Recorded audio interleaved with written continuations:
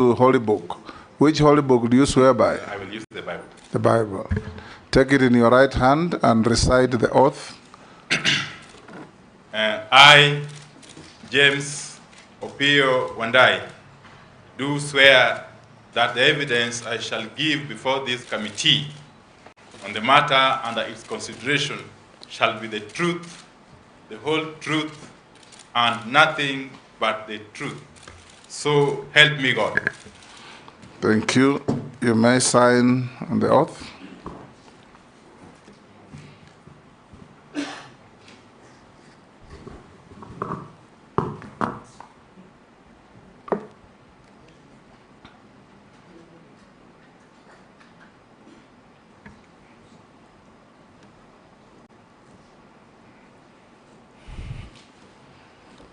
Thank you. You may also give the sergeant your original documents to enable the clerk cross-check with what we have on you.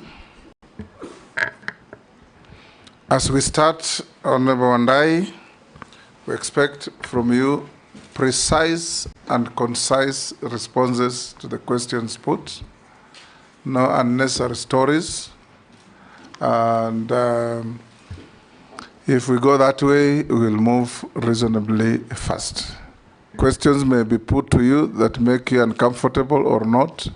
Just take them in the stride and answer them, because there is no ill will from any member here.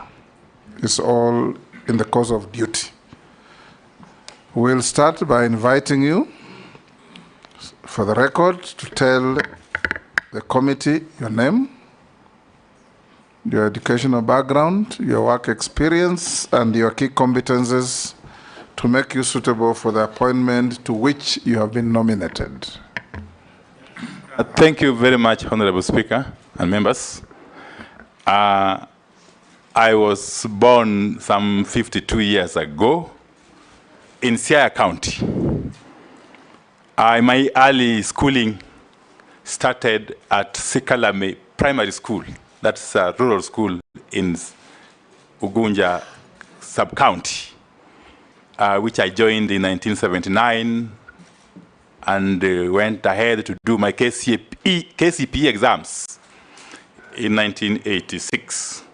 Thereafter, I proceeded to Sawagongo High School in the present-day Gemiala sub-county for my O-levels. And I was there until the year 1990, when I did my KCSE, upon which I proceeded to the University of Nairobi to pursue a Bachelor of Science degree in agriculture, majoring in agricultural economics, which I completed in the year 1996. Later on, I undertook a diploma course in business management at the Kenya Institute of Management. Thereafter, I also did an MBA at Jomo Kenyatta University of Agriculture and Technology.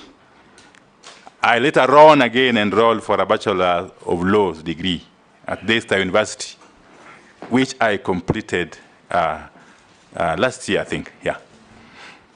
Honorable Speaker, my professional background or job background, I basically worked in the private sector, in the corporate world, all the time before I joined Parliament.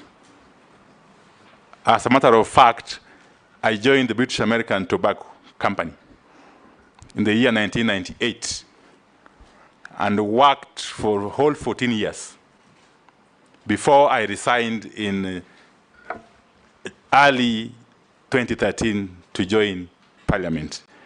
During my stint at British American Tobacco, first I started as a fairly junior officer dealing with the extension services within the tobacco growing regions of Korea, Migori, Bungoma, Teso, Dhaka, finally Nairobi, and eventually Uganda.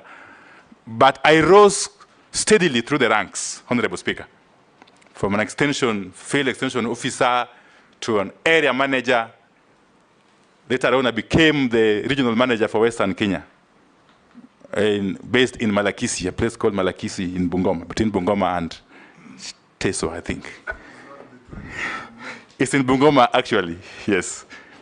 And specifically in Sirisia constituency.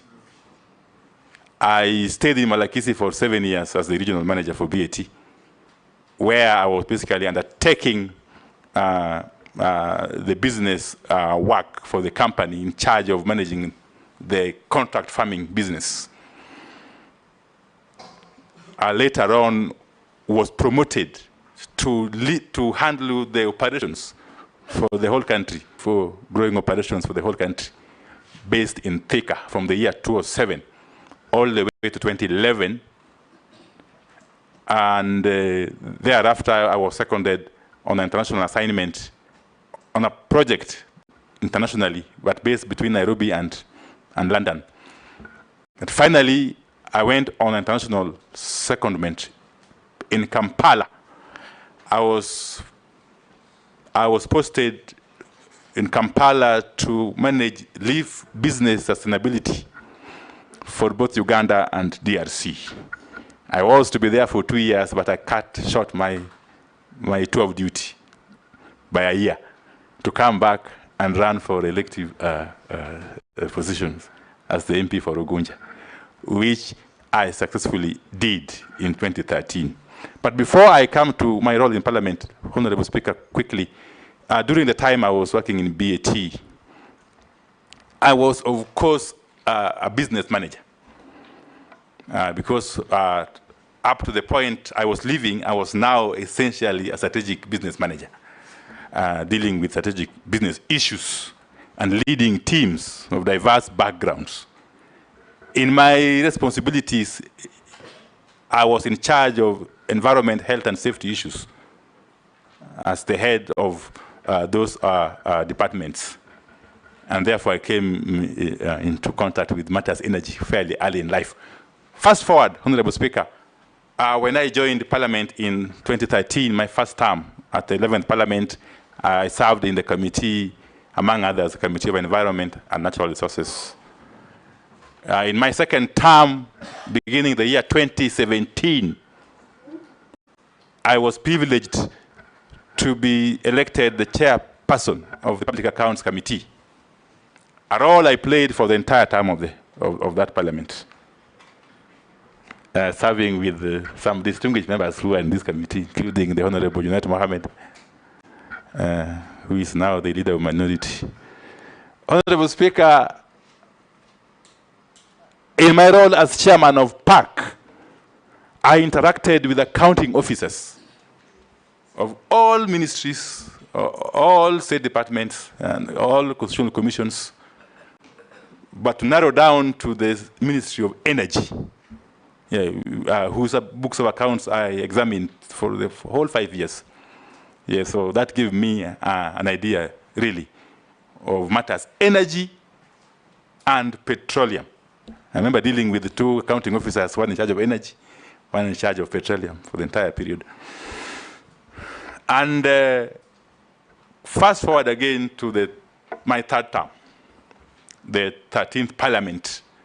Again, when I came in, I was privileged to be elected the leader of minority, alongside my colleagues, Deputy Honorable Robert Mbui, the distinguished member for Korkatiani, Honorable Junet Mohammed again, who was then my chief whip, among others. But I must also hasten to add that in this term of Parliament, apart from being the leader of minority, I have also been a member of the Public Investment Committee, Energy and Commercial, that is ably chaired by the distinguished member for Pokot South, the Honorable David Kosing. That committee, as you know, Honorable Chair, deals with matters energy to a very large extent. yes, alongside other matters under the commercial ambit. So, Honorable Speaker, I come before you confident, truly confident, that with the nomination by His Excellency the President, for me to be the Cabinet Secretary for Energy and Petroleum,